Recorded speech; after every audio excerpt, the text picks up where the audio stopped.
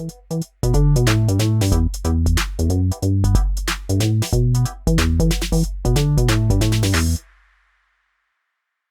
Thrivers, to this week's episode of the Women Thriving in Business podcast. My guest today is Carice Anderson, who is the author of Intelligence Isn't Enough, a Black Professional's Guide to Thriving in the Workplace. Welcome, Carice. Thank you so much, Nikki, for having me. I'm super excited about our conversation. Me too. And we've been chopping it up before we hit record, so I know this is going to be really, really good. So, Carice, tell us about your career and career trajectory and your business journey thus far. I always like to say I cover my career in 3 phases. I probably need to add a 4th. But the first phase I say is before business school. I mean, I was, as I talk about in my book, first person in my family to major in business, to work in the corporate space. And so when I entered that, what I call that first phase of my career, I was very clueless. And the only thing worse than the fact that I was clueless was that I didn't know I was clueless. I really thought I had it all together. Because everybody had been telling me my whole life, like, oh, you're super smart. And then if you just add these pieces of paper on top of it, oh, you will be set for life. So the first part of my career was I worked at a place called Hewitt Associates, and it was bought by Aon. So now it's Aon Hewitt. Then I went to work at Arthur Anderson, which used to be one of the big 5 accounting firms, along with PwC, EY, KPMG, and Deloitte. It's no longer in existence. My plan was to stay there until I figured out what I wanted to be when I grew up. But it imploded while I was there. And as part of everything that was happening around that time, that was also the same year as 9/11. So the economy was in the tank. And I ended up at Deloitte. Deloitte ended up kind of assuming parts of Anderson because that work still needed to be done. People just didn't want it to be done by Arthur Anderson. So I ended up going there. And then I left to go to business school. And then the second phase of my career began, which is I returned back to Deloitte. Still wasn't 100% feeling like this is it. This is where I need to be. Culture-wise, I think Deloitte was a great organization, super diverse, unlike Anderson. So I felt like I was getting closer, but not quite. And when I was in business school, I'd been introduced to this fellowship program that wanted people who had worked in the private sector to come work in public education. So I ended up getting accepted into that fellowship and went to work for Fulton County Schools for 3 years. There was a superintendent, and then she had 2 deputy superintendents. I reported to one of those folks. Loved it. But right before I started Fulton County, I started dating my now husband, who was living in South Africa. So we got married while I was at Fulton County Schools. And then I began the third phase of my career, which is moving to South Africa. And my first job there was at McKinsey & Company. So I worked at McKinsey as a professional development manager.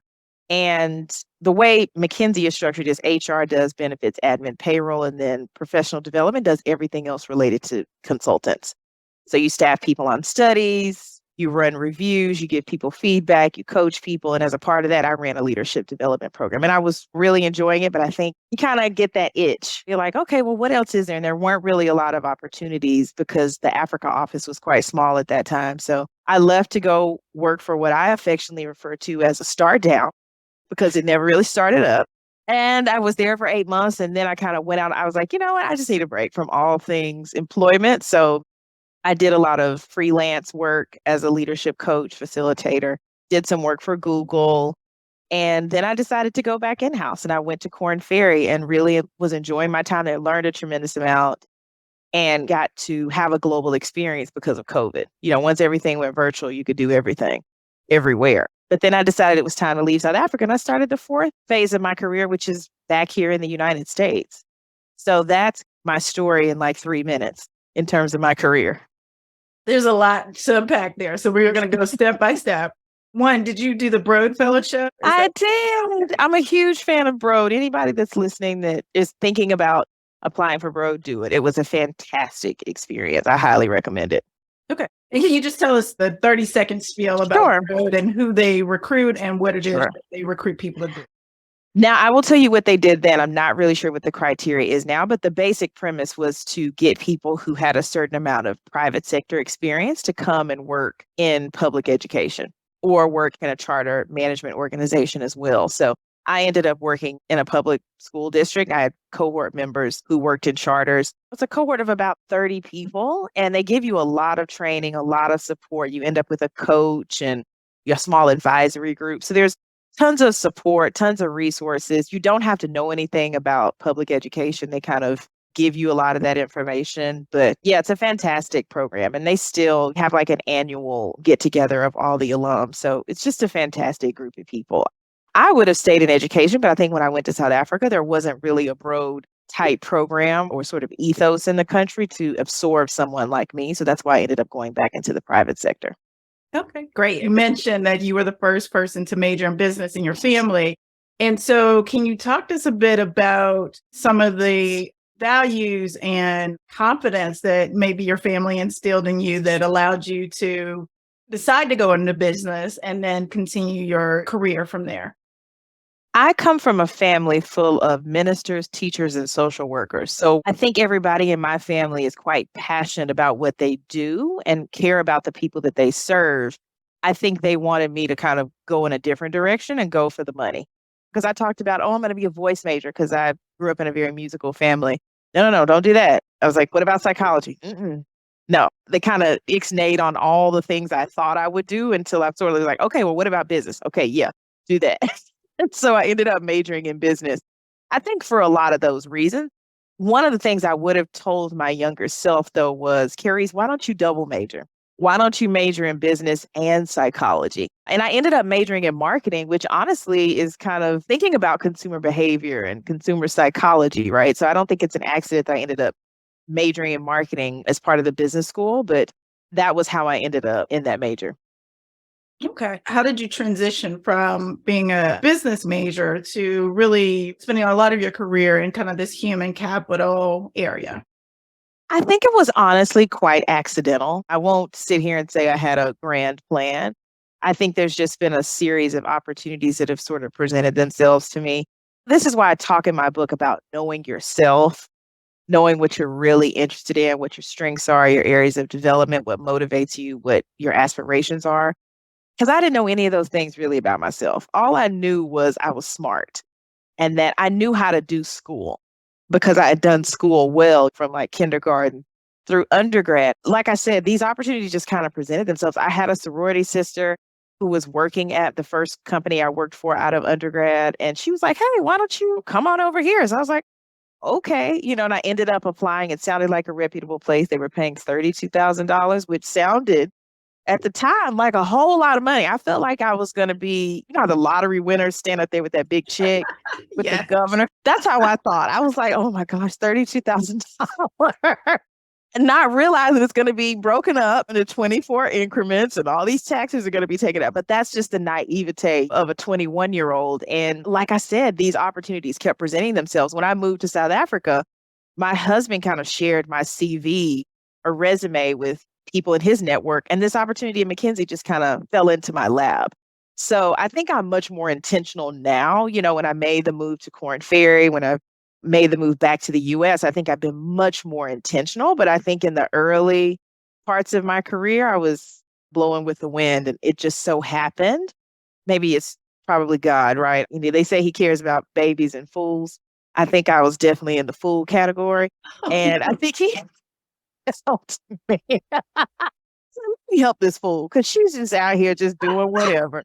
Now, Broad, I would definitely say was very intentional as well. So I think I got more and more intentional the older I got.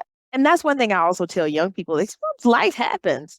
Right. Like I was going to stay at Arthur Anderson until I figured out what I wanted to be, but then it imploded. It was not an option. I had no idea I would move to South Africa and have to give up my fantastic job at the school district. But I was like, I thought it would be easier to find another job rather than to find another husband. So I just decided, okay, I'm going to uproot myself and move to South Africa. And, you got immigration restrictions. You can have that plan, but just be a little bit flexible because you don't know how life is going to unfold. Right. Let's talk a bit about this move to South Africa. Were you married or were you engaged at the point that I you? was married. Okay. Look, I mean, no heat and no judgment on those who would move without a ring, but I know for me, I was like, this move is too big. I love my life in America too much. My husband was not putting any pressure on me because he knew if I came over there without that ring, he's probably going to wake up and I'd be standing over him. Don't you think it's time? You're like, it's about that time. Listen, he probably bend down and tie his shoes. And I'd be like, oh my gosh, you're tying it. It's like, no, I'm just tying my shoe. Oh, okay. So yeah, he didn't want that heat either. So we were married almost a year before I moved there. But this is a decision that a lot of people face, right? You had an established career, and whether it be for love or another opportunity, can you talk to us about what went into the equation? Because I'm going to imagine that before you said yes and got married, you knew this was a possibility, right? And so often people don't want to move across state lines. You're picking up and moving to another hemisphere. So can you talk to us about some of the things that went into the decision-making process, even when you were starting to date someone and you knew that that was a possibility, but really making that mental leap of, I'm going to leave my career and start over somewhere else. For those of you that are listening, you don't know this about me, but I'm an extremely logical person. I'm one of these people that, when I make a decision, I write pros and cons lists. But dating my husband was totally irrational. This man was living 8,000 miles away from me. Now, mind you, I was living in Atlanta where I wouldn't date somebody who lived in the next county. I was like, oh no, it's too far. Gas is $4 a gallon. Ain't nobody driving over there, But when I met him, I was like, what are you trying to do to make it work? My husband is first generation Zimbabwean American. So he was born and raised in New York. His parents were born and raised in Zimbabwe. And so I always thought, well, he could come here. I think I kind of rationalized it in my mind to say like, well, he could always move back here. So we had one wedding in October 2010 in Birmingham, Alabama, which is where I'm from. And then we had another wedding in Zimbabwe in December. So I think between October and December, I'm just like, I'm in wedding mode, right? I'm just not thinking about it. And then I started looking for jobs and I realized, okay, this is not going to happen probably. Nobody's going to hire you from 8,000 miles away. This is pre-COVID. I think now it's a different story. But at the time, I just thought to myself, and I talk about this in my book as well, that when you're making decisions, don't just make them solely about now. I thought to myself 20, 30 years down the line, if I don't move to South Africa, I may never do it. And I might regret if I don't do it. I'm going to always probably look back and say, well, what if? You know what I mean? And so I just thought, let me just do it. And then I called my husband one day and I said, okay, I'm going to move there. And I was super sad to leave Fulton County Schools. I loved what I was doing. I loved my manager. Shout out to Martha Greenway.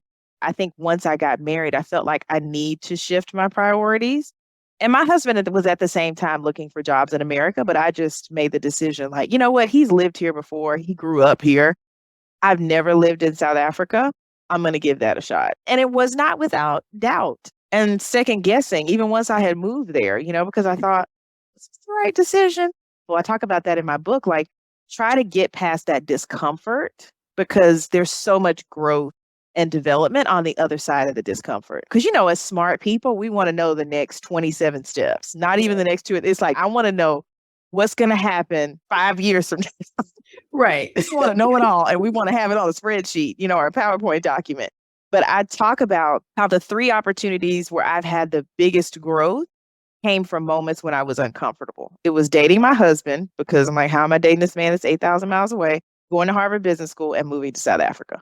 And those are 3 of the best decisions I've ever made. They rank in my top 4 for sure. And I'm so glad I got over the discomfort so that I could have that opportunity for growth.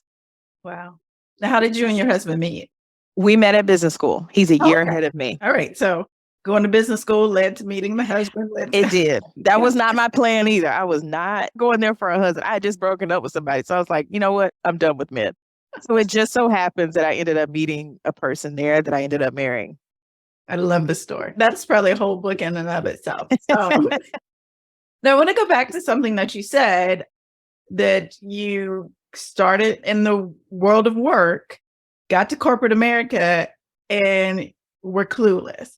So what were some of the things that you were clueless about? And you mentioned you didn't even know you were clueless. So what were some of those things that you learned along the way that you felt like, I should have known this? Or, oh, Nikki, someone had told me. We'll take up the rest of your podcast. I'm going to try to hit the high points though.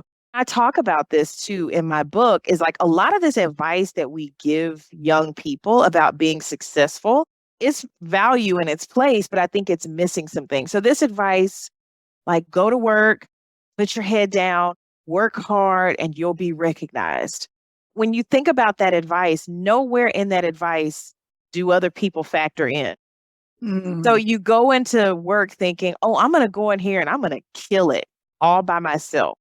So I would say that was my biggest mistake, was not realizing that excellence does not happen in a vacuum. It happens for, through, and with other people.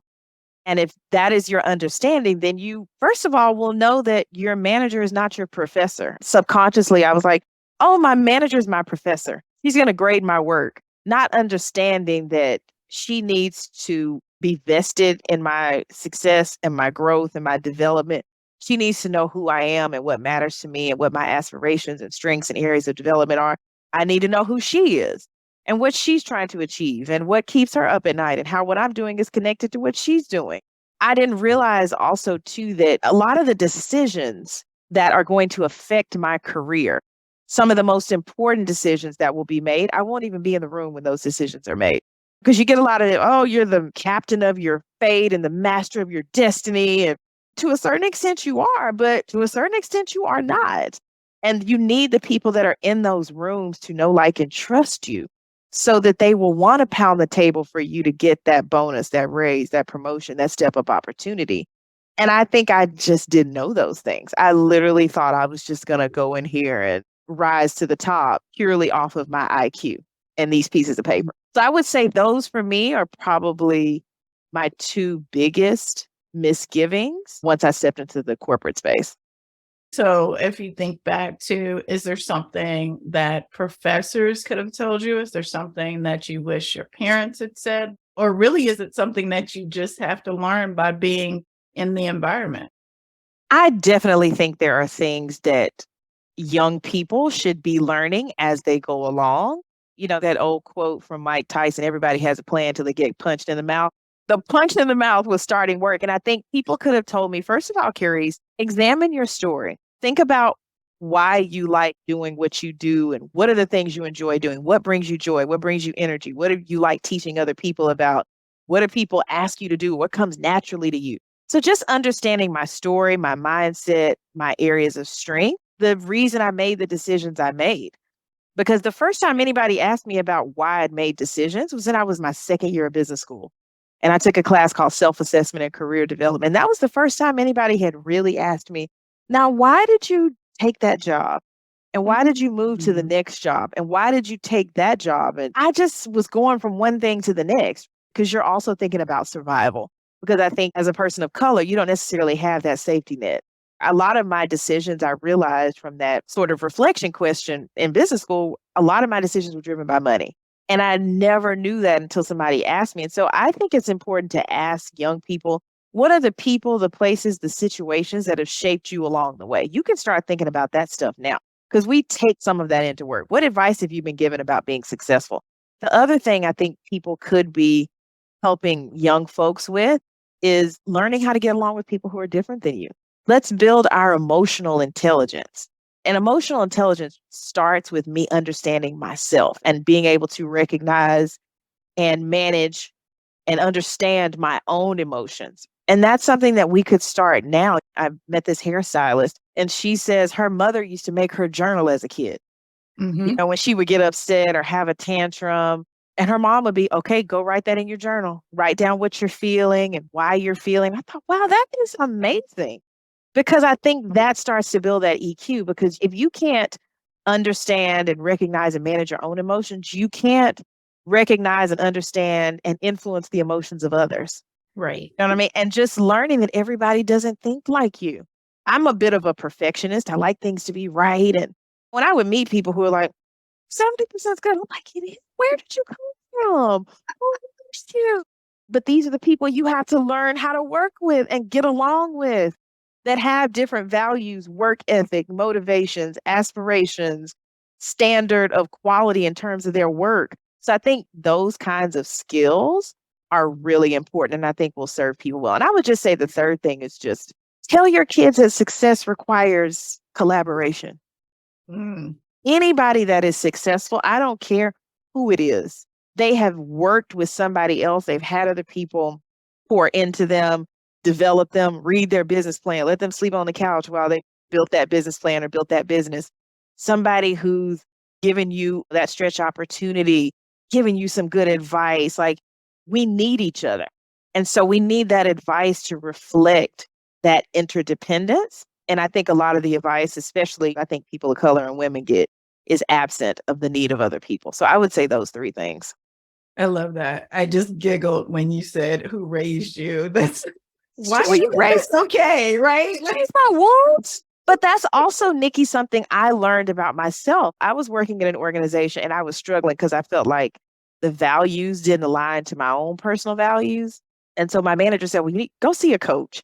So I went to see this coach. I'm telling him about how I'm sort of experiencing this place and what my challenges are. And he says, okay, I've heard enough. See, Carice, there's three kinds of people in the world. There are people with no values. There are people who have values who are willing to put them aside when it's convenient. And then there are people like you who you cannot put your values aside.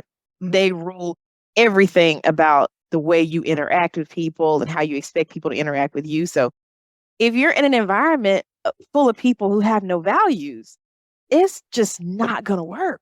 Right. And so that kind of stuff, knowing who you are, because the more I know about myself and what I enjoy doing and my values and strengths, then the better positioned I am to put myself in a place to succeed and around people who appreciate what I bring, whether that's in a corporate space or owning your own business. But just knowing yourself is just so critical. And this is the hardest person you will ever have to lead is yourself.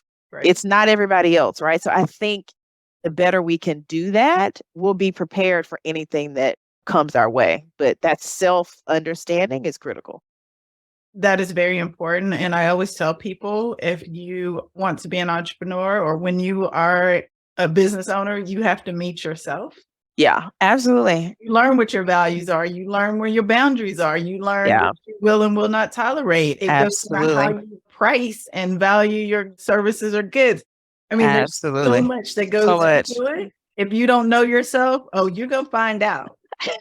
So you'll find out. And can I say too, like the framework for my book is actually, I talk about three major corporate muscle groups. You know, we've all seen that person that goes to the gym and they're super built and they got like huge shoulders and arms and chests and they got toothpicks for legs because they're underdeveloped in certain parts of their body. And that puts you at risk.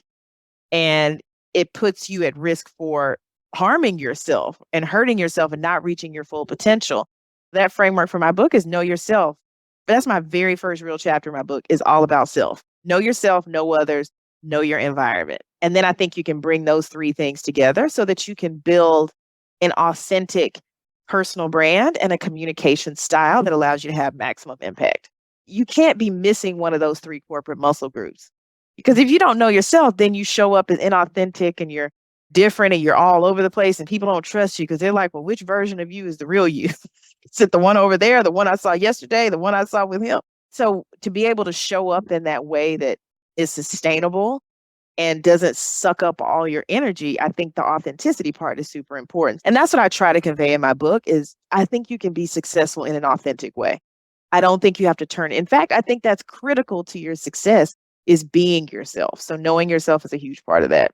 Right. Related to that, when we're talking about the values and people who have values and people who set them aside, you were mentioning earlier that you worked at Arthur Anderson as it was going through the collapse. And you posed an interesting question earlier when we were talking of all these documents that were shredded and the senior leaders weren't the ones who were shredding it.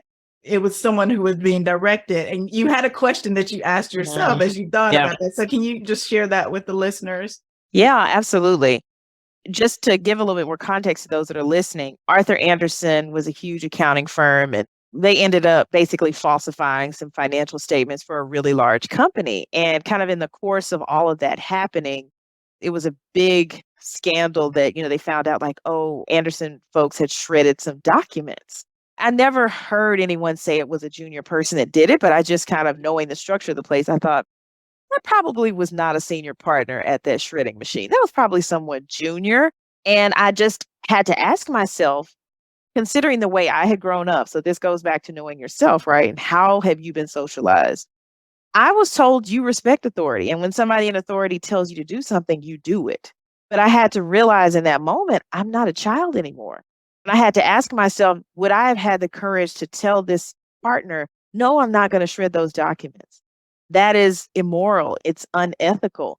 We're not supposed to be destroying documents related to this client. I don't know if I would have had the courage to do that. But after that situation and seeing the fallout, because what I think a lot of people also don't know is that Anderson just didn't collapse in America. It collapsed all over the world. And I had friends who were in the London office and the Tokyo office who were calling me like, what is going on over there? So you see kind of those downstream impacts of those poor choices and just following authority blindly. And I said, I can't do that. I'm an adult now.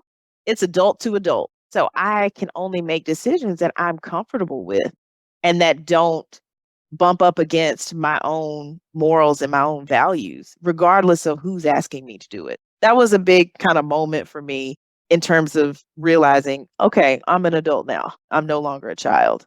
So talk to us a bit about why you wrote this book. So we've heard a bit about what's in the book, but why did you write this book? And titling it Intelligence Isn't Enough. That is the antithesis of everything I've ever been taught my entire life. So talk to us about why that's your title, why you wrote this book, and what are some of the key takeaways in the book? In terms of why I wrote the book, I mean, I think ultimately it is a letter to my 21-year-old self. I really wish I had had this book when I came out of undergrad, or even maybe my junior year of college, when I'm starting to really prepare myself to enter the working world. And, in terms of how it all evolved, as I mentioned before, started working, was clueless, didn't know I was clueless. The more you learn, the more you realize you don't know. And so then I end up at McKinsey and I'm sitting in performance reviews and I'm hearing what partners and associate partners think and what they're expecting. And then I'm hearing what junior people are thinking and expecting. And I realize, ooh, there's a bit of a gap. And not only just there, but even young people I was encountering in other spaces that worked at other companies. I just thought there's a gap there between this leadership group that is making the decisions and these junior people. And so I just thought, what is it that I could share to close those gaps? Because I saw a lot of them suffering in the same way I suffered. I'm a big person in terms of believing my suffering has meaning if somebody else can learn something from it. And of course, I'm going to learn something from it. So I just thought, I don't want you all to make the same mistakes I made 20 something years ago. I want you guys to make new mistakes. So then you have to start at a higher level. The only way you're going to do that is if you have that information. And so I like to sort of boil it down to the 3 E's when I talk about why I wrote the book. I say exposure. I wanted to expose people to the network that I had built from living out of the country for 10 years, people I knew from Harvard Business School or from McKinsey. And, I interviewed like 30 different Black leaders who've been educated in all these different places around the world, worked in different parts of the world, because I wanted this to be a universal book. I was like, everybody might not get a chance to meet some of these people, but I wanted to expose folks to them.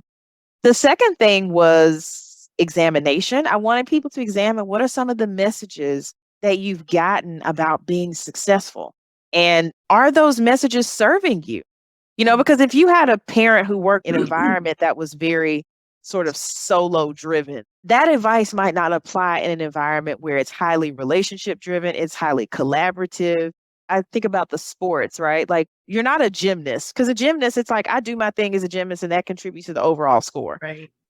A lot of us are working in hockey environments. We're passing the puck back and forth to each other to ultimately get to the goal. And so that's a whole different way of working than being a gymnast. Mm-hmm. And so the rules of engagement are different. And so that advice needs to be different. So I wanted people to really think about that advice and to see if it suits them and to think about how you've been socialized. I think as a woman, I was kind of taught to take one for the team.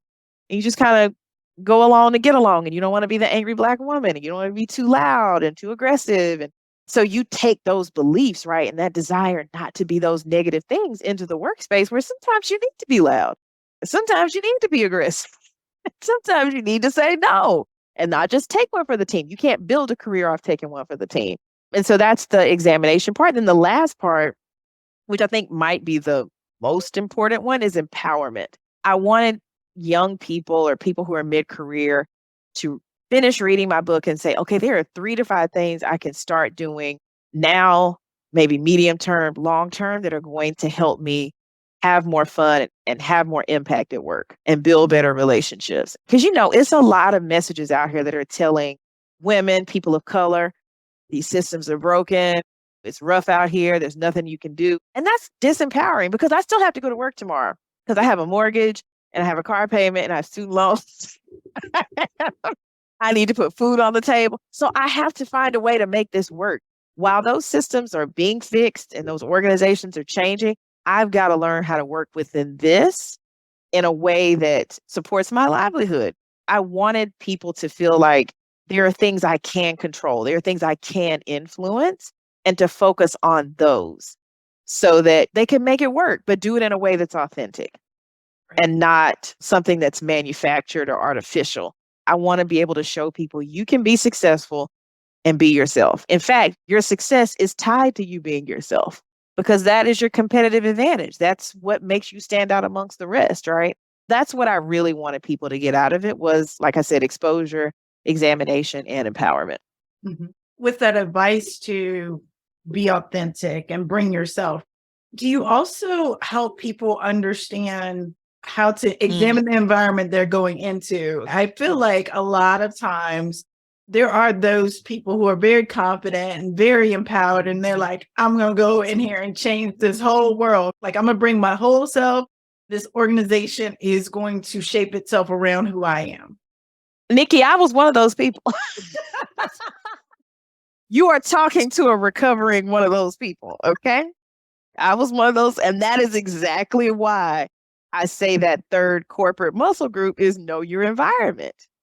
Because obviously I worked at McKinsey for almost 4.5 years, but I did a lot of freelance work at Bain, which, for those of you that aren't familiar, they're both management consulting firms, but their cultures are very different. And I learned what works at McKinsey does not work at Bain. And what works at Bain does not work at McKinsey. So even if you're in the same industry and function, every organization is different. And so you have to learn what works here. That's why I say, like, the combination of those three muscle groups, you have to have all three. You got to know yourself. You have to understand what other people are expecting and how they want you to communicate. But then you got to know what works in this environment just generally, not just with certain folks, right? I think it's just super important that people go into an environment and listen. Do a lot of listening when you first start, to understand what's that culture and how do people speak and how do people work together and how do people handle conflict? What is the standard of delivery and how do people deliver? Like, it's just super important. And one of the things I say too, because this might be a question you might want to ask, sometimes you will find that an organization is not a good fit for you from an authenticity standpoint. Like, I've coined this phrase in my book, the continuum of authenticity. So let's say Carice on level 10 is like, that is my most authentic self. That is me, loud Southern accent that people might not even be able to understand. I'm cracking jokes. I'm super sarcastic. I might not bring my level 10 to work. I might modify myself to a 7 or an 8 because I want to be effective. So you have to look at the audience, the context, the message to figure out where you play on that spectrum. But some people might say, well, Carice, this environment needs me to be a 5 and I'm not willing to go below an 8. Well, that might not be the place for you, and that's okay. But you're not going to change that place. You can either decide where you're going to make some adjustments that don't violate your boundaries, not comfort zone boundaries, because I feel like boundaries are the things that are core to your well-being and who you are. I'm not going to violate those things, but I'm willing to do some of these other things. Or you can decide I'm not, and this isn't the place for me, and I need to go somewhere else where I can be that level 8 through 10 as opposed to being that 5 through 10. And I think that's a decision we can only make for ourselves. Nobody can tell you who is Nikki authentically. That's only a decision you can make because you know how it feels on the inside. When you're inauthentic, people can tell, right? They can't quite put their finger on it, but they know, right? But you're the only one that can really say, who is the authentic version of Nikki? And I think that exists on a spectrum because I've heard a lot of young people say, well, I'm 100% real, 100% fake. And I'm like, I think you're on the spectrum. But you have to decide what your limits are and where you're not willing to. So like for me, I say my natural hair is a boundary for me. There's no compromising on that. If somebody told me, Carice, in order to be successful here, you need to relax your hair, I'd be like, well, this is not the place for me. Now, I'm not going to leave tomorrow, but I'm going to start putting that exit strategy together. Start getting my resume and start telling my network, like, hey, I'm on the market. That for me is a hard and fast boundary. And so we have to all figure out what those things are for us and then decide what are we willing to shift on or not. There are impacts, right? So I'm going to say toning it down to a 5 comes with XYZ. Fair. Being an 8 somewhere else may come with other things. I think that's the calculus we have to do. Yep. What do you value? What do you prioritize? And it shifts throughout your career. It shifts throughout what's going on in your life. It shifts as you get older. So the decision that you make today may be totally different tomorrow, because absolutely tomorrow's a different day. And that's why I say that like knowing yourself is a lifelong process, because you go through things. You get married, you have kids, your parents get sick, you have a health scare, all these things. It should make you reconsider what your priorities are and what's important to you and what you're willing to trade off and not. And that's why that constant checking in with ourselves is so important, so that we can know like, oh, okay, this thing that wasn't important last year is now very important to me. And what is the implication of that? Carice, throughout your career, what would you say has been the biggest challenge that you face, or the biggest lesson learned? Like one time when you're just like, ooh, that didn't go well. And what did you learn from that?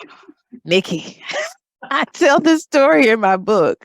When I went to Fulton County Schools, I was reporting to someone, and that's why you have to go in and listen and ask questions and try to understand what has happened before you got there. Because I think, I don't know, in my little pea brain, I'm just thinking, oh, I'm here to work and I want to help the kids and we're all here to help the kids.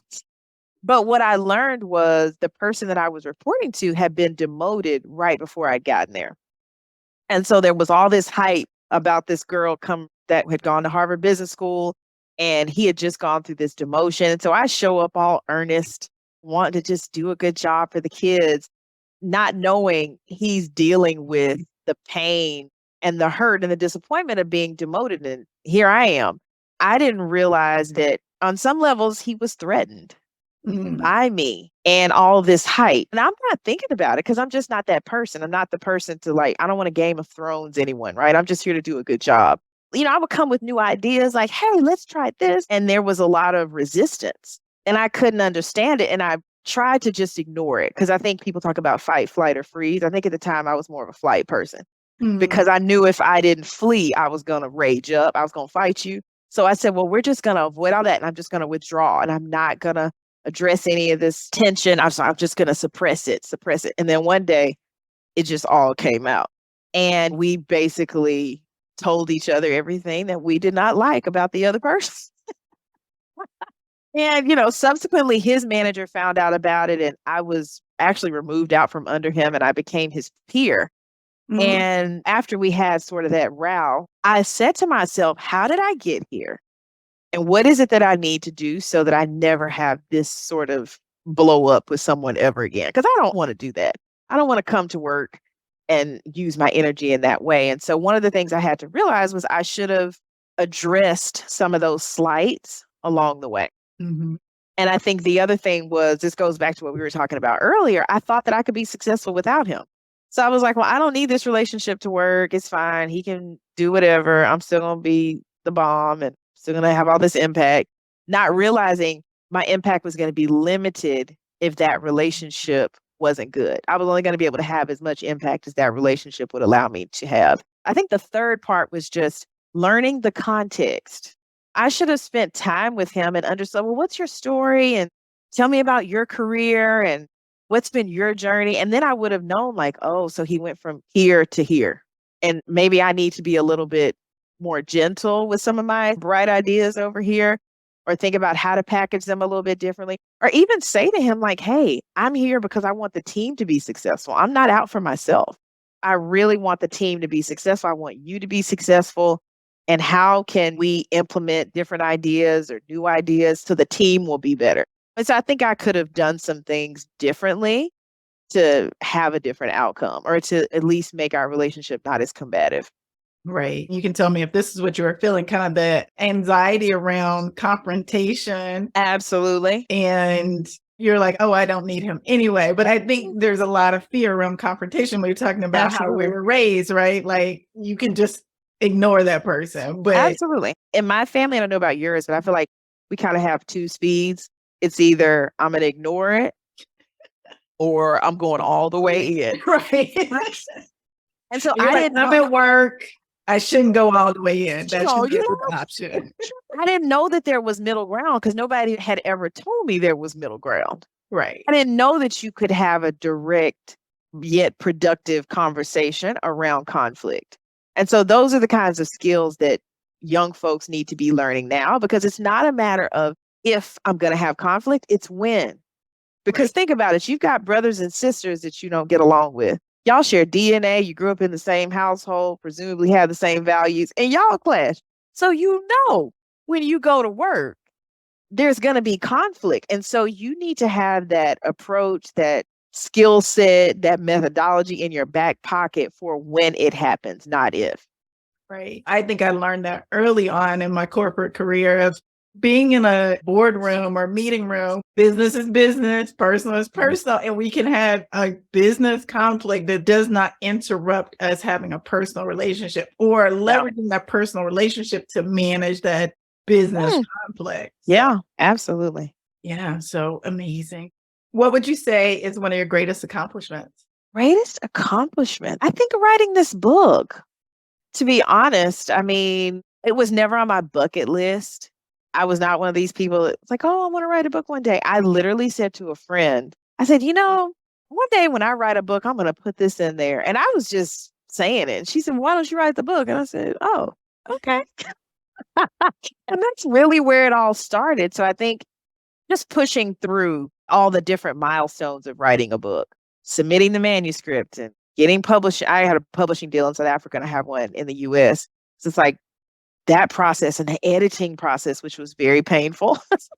And I went through 2 rounds of editing. I thought I was only going to do one. So once I was done, I was like, woo, done with that. And then my publisher was like, oh no, there's another editor that you're going to have to go through the entire book with again. And I was just like, okay, well, yeah, not really. So I think just pushing through and marketing the book and doing all the conversations that I've done about it, there's just a level of endurance that I'm really proud of. And I will say this too, like my publisher in South Africa says that there are a number of people that have gotten book deals, like signed on the dotted line. And then, you have to submit your final manuscript a few months after you sign it. And she says they never finished. They never sent the final manuscript. And I thought, how crazy is that people didn't finish? So I'm just proud of myself that I finished. And, I continue to get an opportunity with fantastic people like you to talk about my book. So that for me is probably the biggest one. And that I've kept my marriage together for 12 years. Fingers crossed. That's serious. Fingers crossed. Listen, because people sometimes ask me, they're like, are y'all still together? I was like, last I checked. Just all You of you still like each other. It's more important that you still like each other because It's true. I do like him. He's literally one of my top 3 favorite people. My sister's on that list too. That's important. As you think about the people you interviewed for the book, can you talk to us a bit about how you chose them? And then that will probably segue into some of your key takeaways from the book. I think a couple of things. I think I thought about, first of all, just people that I respect that are in my network that I would love for other people who read my book to hear from. So I had the chairman of McKinsey Africa is one of the people that I interviewed, and his name is Achaleke. He's Cameroonian, but educated in America, but has lived in Africa and worked in Africa for a long time. So have a lot of respect for him and just his love for the continent. And then I think I started thinking about people in different industries because I wanted this to be seen as like a universal book.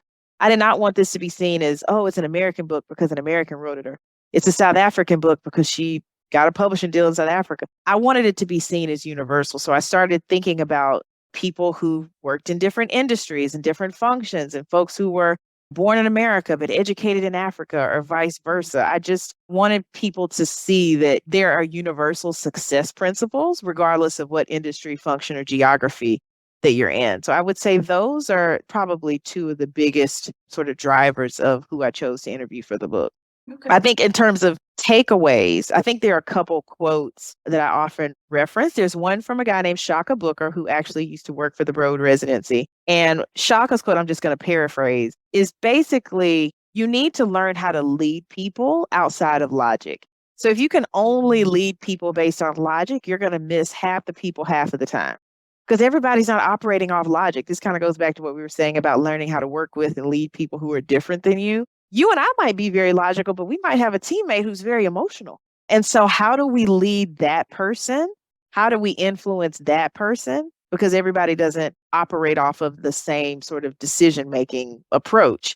The second quote is from a lady named Kahiso. She and I did not overlap at McKinsey. She ended up coming after me. She actually took my place. And one of the things that she said was, a lot of times Black professionals are trying to navigate these spaces that they're unfamiliar with. And sometimes that lack of familiarity comes across as laziness or unprofessionalism. And Mm. so I think it's really important, if you're working with somebody who comes from an underrepresented group or somebody who comes from less wealthy background or less resourced background, really making sure you spend time understanding that person's journey.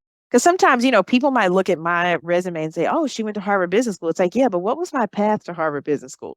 I Right. don't have people in my family in business. Whereas I know people who are third, fourth generation Harvard Business School. They have had a different level of exposure. The conversation at dinner was different. The opportunities that have been presented to them, totally different.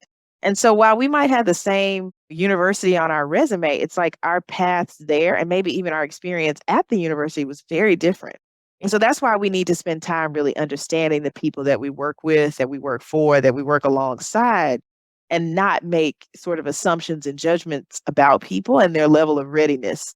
We need to just like meet people where they are, not where we think they should be or where we assume they are. I think that's on both sides, right? If you talk Oh, about absolutely. not making assumptions about people Mhm. because of XYZ, whether it be a piece of paper, whether it be previous jobs, whether it be Yep. how they present themselves. Like Mhm. people are very interesting in the way they operate. And back to Shaka's quote around, you have to lead beyond logic. I was working with someone, we were supposed to be co-leading something. And there was this point where like, she really was not engaging with me at all. Mm. And come to find out, she told my man, she's like, oh, I don't think Nikki likes me. Hadn't thought about it. Yeah. Like, had not. Yeah. Mhm. Had not thought about her. That was the story she was telling in her head. And it was because, I'm not like the smiley person. I'm doing work. Like we're at work. And once I sat down and had a conversation with her, and I mean, this is some of the things that we have to do. I feel like Black women in particular have to do these things. Mm. And so I had a conversation with her, and then like we were best friends. Now Yeah. I walk on water. I do these things. And I was like, I hadn't even thought about her. That was not logical at all. At all. And there's this, I call it a team effectiveness tool called Globe Smart. And it sort of measures working style preferences. And one of the dimensions, they have 5 pairs of dimensions. One of the dimensions is task versus relationship. Mhm. So the task people want to just dive right into the project. They're like, we'll become friends later. The relationship people are like, oh, no, no, no. We must be friends now. We're going to put the task aside or deprioritize a little bit so that we can get to know each other. And so if you are a task person working with a relationship person, but you don't spend that time, they're going to say, oh, Nikki's transactional. She doesn't care about me as a person. And you're going to be looking at her like, why is she wasting time? Let's get down to business. Right. And I think also understanding how much of your own socialization made you be focused so task oriented. Because I do think a lot of women and people of color, we've been told you have to be great, you have to be excellent, you have to be competent. That is where our focus is, as opposed to maybe building that relationship. Because we're like, well, we're here to work and get this thing done, and I'm here to be excellent.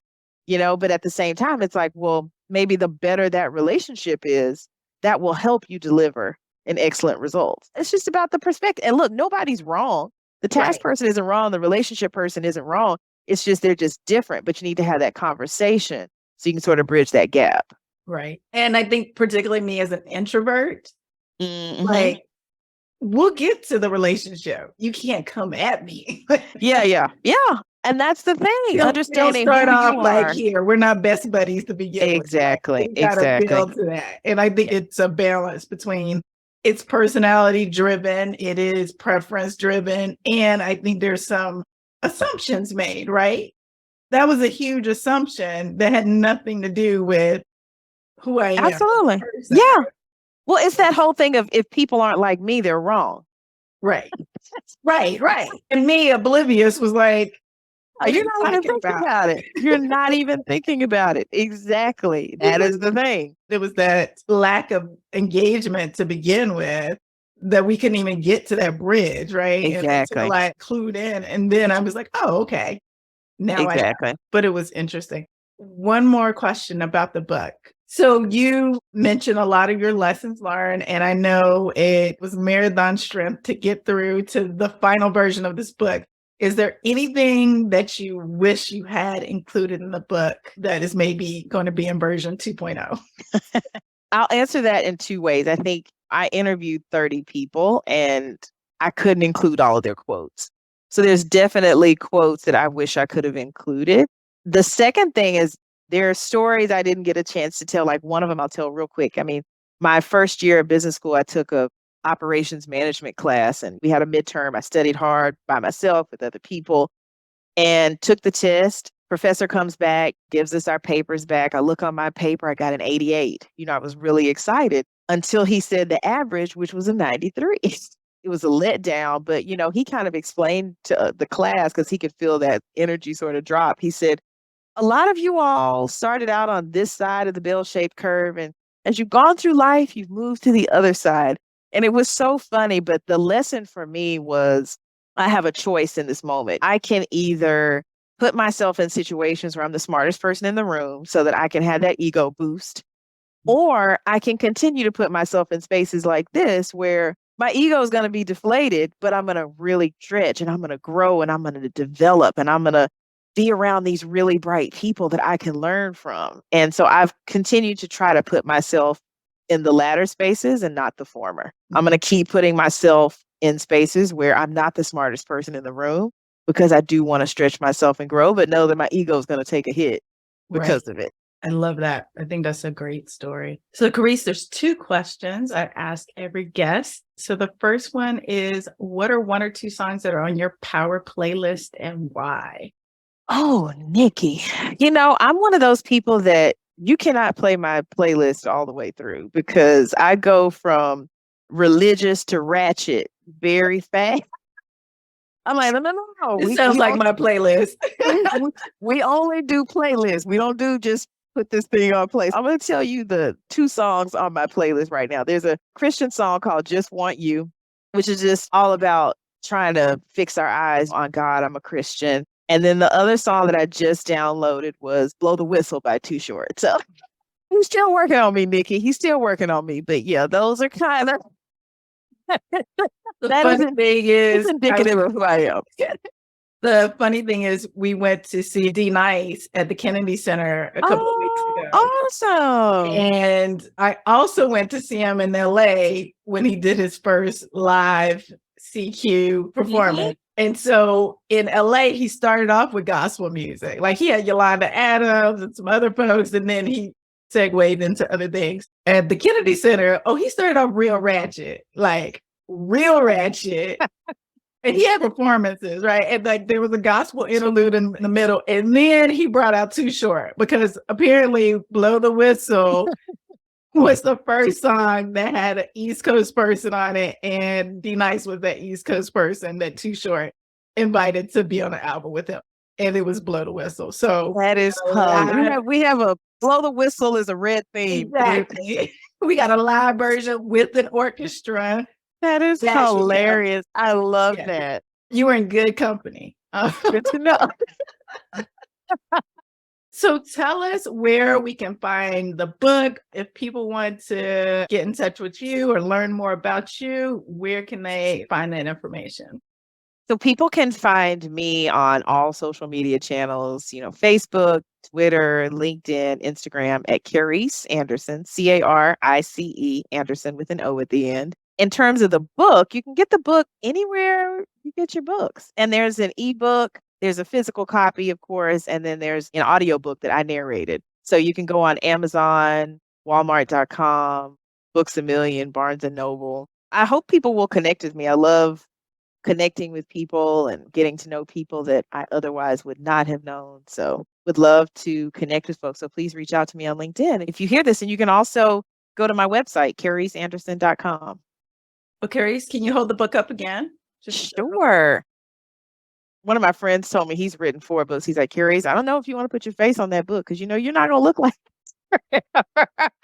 You're like, yes, I am. we'll have to make a new cover as I age. So Carice's book is Intelligence Isn't Enough, a Black Professional's Guide to Thriving in the Workplace. And we will include all of your socials and information in the show notes. And Carice, it has been such a pleasure talking with you today. I am so delighted you agreed to come on and be a guest. And I just look forward to seeing what you do next. awesome. Thank you so much, Nikki. I really appreciate the opportunity to talk to you. All right. Take care. Bye-bye.